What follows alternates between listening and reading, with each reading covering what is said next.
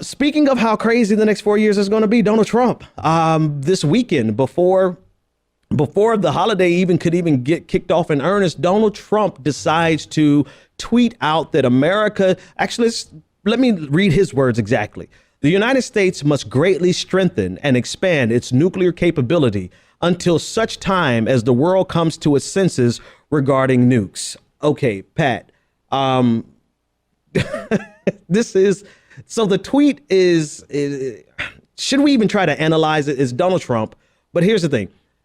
Saying that until the world comes to its senses on nukes, while starting the tweet saying we need to expand our nuclear capacity, is enough ammunition, no pun intended, for the rest of the world to never come to their senses on nukes. Like if you say, hey, we are going to build our nuclear capacity, then every nuclear state is going to build their capacity further. And non-nuclear states are going to see, okay, well, this is the world we live in. We need to build. So this tweet itself is undermining any common sense with regard to nukes. Yeah, I think since the end of the Cold War, we have come to our senses regarding nuclear weapons and how powerful they can be.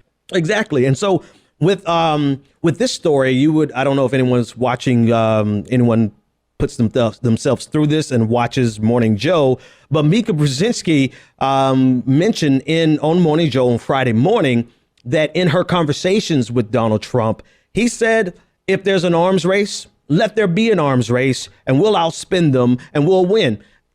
So two things. One, I think Donald Trump really believes this, right? Two, I think he does not care that it undermines his very intention of the world coming to its senses on tweets. But number three, this is more of anything else. This is a signal to defense contractors, particularly nuclear contractors, that we're getting ready to spend a whole lot of money, and this is going to be Christmas for them for the next 4 years. He's also just entirely ignorant when it comes to the issue of nuclear weapons. Exactly. If you remember during one of the Republican debates, the nuclear triad, right. The B-52s, the submarines, and the missiles, right? And in the context of them being very outdated.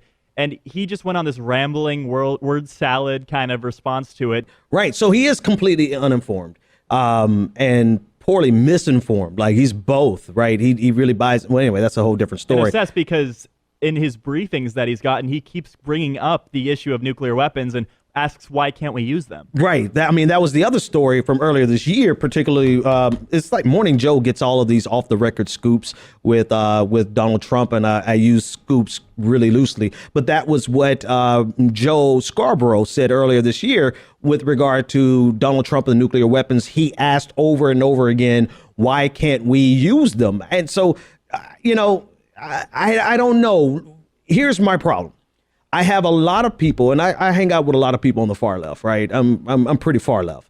And I see a lot of people on the far left who dismiss this story as nonsense, as though it's not really something we should worry about. Donald Trump is not going to be that imbecilic and stop, fear mongering, trying to, this is this weird intersection between the rejection of the Democratic status quo, which the Democratic status quo was absolutely running to the hills with this one. Right? They're taking Donald Trump to the woodshed with this. So you have the far left, which I'm a proud member of, who looks at this and says, oh, well, it's not really a scary story. Don't try to make it out to be that bad. But I'm like, these are words coming out of the mouth of the president-elect of the United States. Like everything he says now is 100% newsworthy, as well as something we should take seriously. It's like he's trivializing the issue of nuclear weapons as if it's some sort of bargaining chip for him. He's coming off of these so-called victories when it comes to the Ford deal and the carrier deal. Mm-hmm. And I think he's just trying to leverage Putin in a certain way and gets what he wants in this sense, too. Right. And so in this case, it's not just right. You're absolutely right there. It's not just Putin. It's every nuclear armed nation that listens to this and says, OK, we're going to start spending again. Now, granted, we waste more. We waste more in defense contracts than most nations combined put into it. So they can't outspend us. He's right in that regard. But that makes us that much more unstable because now people who they feel like they're in a weaker position. It's like a caged animal, right? You back an animal into a corner, they're going to lash out violently. So this type of language itself, and this is what I think I want to convey the most, is this language, the tweet itself, is a dangerous thing because of what it signals to the international community. And we also have enough nuclear weapons on the planet to blow the world over 20 times. Exactly. You know, enough is enough. We don't have to be spending all this money. It's going down the drain. It's going down the drain. And so this is the last thing I'll say on this one, because this one kind of, it bothers me more from the critical analysis of my friends on the left.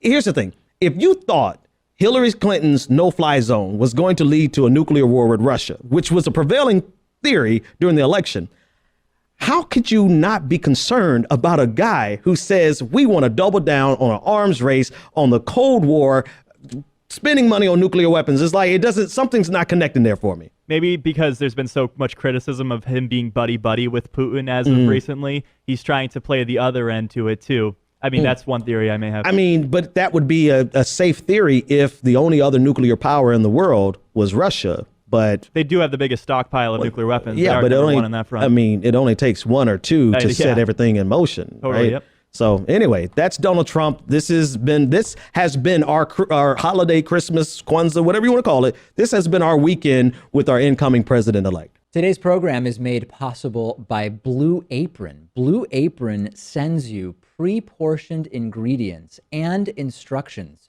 to cook meals in your own home. I love Blue Apron. I'll tell you a little bit about the recent recipe that I cooked. They also have partnerships with over 150 local farms and fisheries and ranchers across the U.S. And Blue Apron can be delivered to 99% of the continental U.S. and 99.5% of food deserts. And you know I hate waste and hate wasting food. Blue Apron will ship you the exact amount of each ingredient that's required for a recipe, so you never waste anything. And if you spend a lot of money eating out or at a high-end grocery chain, you can now spend under $10 per person for really, really great meals. Some of the meals available this month include the Thai green coconut curry with sweet potato and jasmine rice. I made this actually the other day. The one thing that I always find funny with the Blue Apron recipes is they allow you to decide how spicy you make it. So for example, with the Thai green coconut curry dish, it came with a container of green curry and it says, use the amount you want based on your spice tolerance. And my normal thing is I just put the entire thing in. And it was actually pretty spicy, not uncomfortably so, but about the maximum amount of spice that I would want. And it was really, really great. Also available in December, the brown butter and chestnut gnocchi with Brussels sprouts and pea shoot salad.